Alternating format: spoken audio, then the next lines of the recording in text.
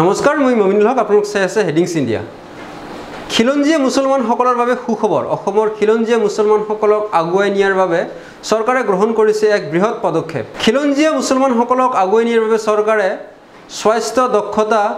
বিকাশ লগতে থাকিব জনসংখ্যাৰ স্থিৰতা সাংস্কৃতিক পৰিচয় ৰক্ষণাবেক্ষণ আৰু আৰ্থিক উন্নয়নৰ প্ৰতি লক্ষ্য ৰাখি গ্ৰহণ কৰিছে এই বৃহৎ সিদ্ধান্ত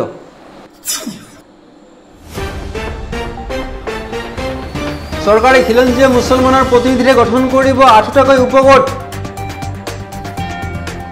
এই উপগোট কেইটাত থাকিব মুছলমানসকলৰ স্বাস্থ্য দক্ষতা বিকাশ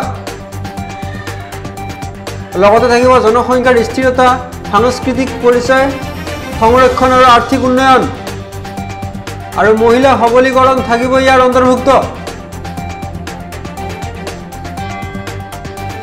প্ৰতিটো গোটত খিলঞ্জীয়া মুছলমানৰ প্ৰতিনিধিত্ব কৰা এগৰাকী অধ্যক্ষ থাকিব